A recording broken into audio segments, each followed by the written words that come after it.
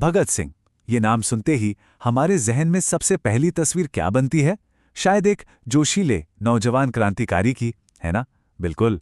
लेकिन क्या भगत सिंह की पहचान सिर्फ एक क्रांतिकारी तक ही सीमित थी? आज हम उनके एक्शन से थोड़ा आगे बढ़कर उनके विचारों की दुनिया में उतरने वाले हैं। हम सब भगत सिंह को उस जोशीले नौजवान के तौर पे जानते हैं जिसने सिर्फ 23 साल की छोटी सी उम्र में देश के लिए अपनी जान दे दी।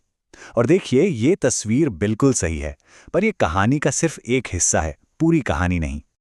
भगत सिंह एक बहुत गहरे विचारक थे, एक लेखक थे, जिनके शब्द आज भी उतनी ही ताकत रखते हैं। तो आज हम उनकी बंदूक की नहीं, बल्कि उनकी कलम की ताकत को समझेंगे। वो ताकत जो उन्होंने जेल में लिखी अपनी रचनाओं के जरिए हम तक पहुंचाई है। चलिए देखते हैं कि भगत सिंह के शब्द आज भी क्या मायने रखते हैं। अब भगत सिंह के ये विचार कोई रातों रात नहीं बन गए थे। वो एक ऐसे माहौल में पले बढ़े जहां क्रांति और देशभक्ति उनकी रग रग में दौड़ती थी। भगत सिंह की जिंदगी भले ही छोटी थी, लेकिन बहुत प्रभावशाली थी। जरा सोचिए, जब जलियांवाला बाग हत्याकांड हुआ तो वो महज 12 साल के थे।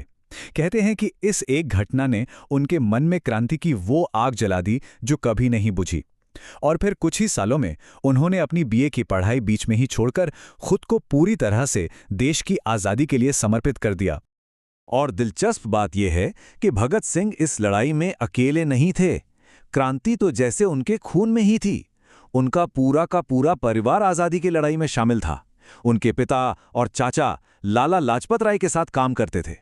एक चाचा ने तो जेल में ही दम तोड़ दिया था, और उनकी शहादत के बाद भी उनके भाइयों को सालों तक जेल में रखा गया।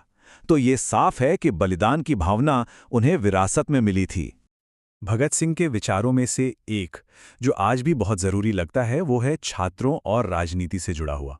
अपने एक निबंध विद्यार्थी और राजनीति में उन्होंने इस बारे में एक बहुत ही, कह सकते हैं, क्रांतिकारी बात कही थी।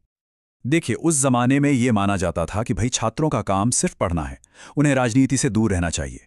हालत ये थी कि सरकार बाकायदा छात्रों से लिखवा लेती थी कि वो राजनीति में हिस्सा नहीं लेंगे। लेकिन भगत सिंह ने इस सोच को सिरे से नकार दिया। उनका तर्क बड़ा सीधा था। जिन नौजवानों को कल देश चलाना है, अगर उन्हें ही राजनीति से दूर रखा जाएगा तो देश का भविष्य कैसा होगा? उन्होंने एक बहुत ही तीखा और जरूरी सवाल पूछा जो उनकी सोच को साफ करता है। उन्होंने कहा कि अगर आपकी शिक्षा आपको अपने देश की समस्याओं को समझने और उन्हें सुलझाने के लायक ही नहीं बना रही, तो ऐसी शिक्षा का फायदा क्या है? ये तो सिर्फ क्लर्क पैदा करने वाली शिक्षा हुई। भगत सिंह के लिए ना, ये सिर्फ एक बहस का मुद्दा नहीं था। उन्हें लगता था कि ये देश के भविष्य को कमजोर करने की एक सोची समझी साजिश है। उनका मानना था कि युवाओं को जानबूझकर अक्ल का अंधा बनाया जा रहा है, ताकि वो सरकार से कभी सवाल ही ना कर सकें। अब चलते हैं उनके विचारों के एक और गहरे पहलू की तरफ। ये हमें उस पत्र से मिलता है जो उन्होंने जेल से अपने दोस्त सुखदेव को लिखा था, और ये हमें शहादत का असली मतलब समझाता है। हुआ यूं था कि जेल की मुश्किलों से निराश होकर उनके दोस्त सुखदेव आत्महत्या के बारे में सोचने लगे थे। इसी के जवाब में भगत सिंह ने वो यादगार पत्र लिखा था। भगत सिंह ने अपने दोस्त को बहुत सख्ती से समझाया।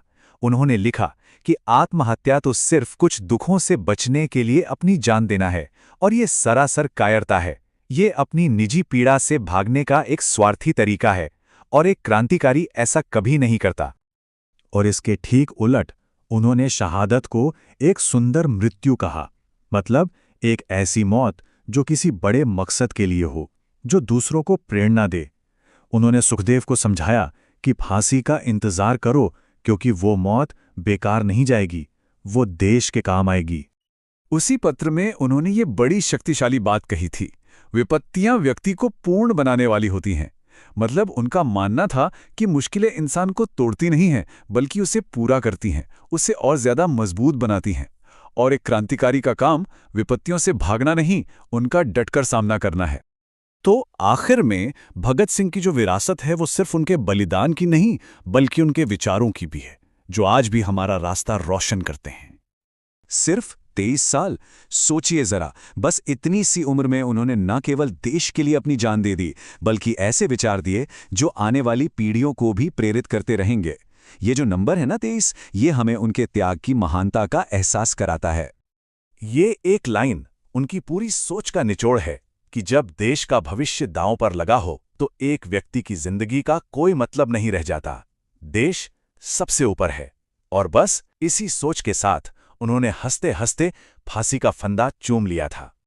तो हम इस चर्चा को इसी सवाल के साथ खत्म करते हैं। आज के भारत में भगत सिंह के विचार कितने प्रासंगिक हैं?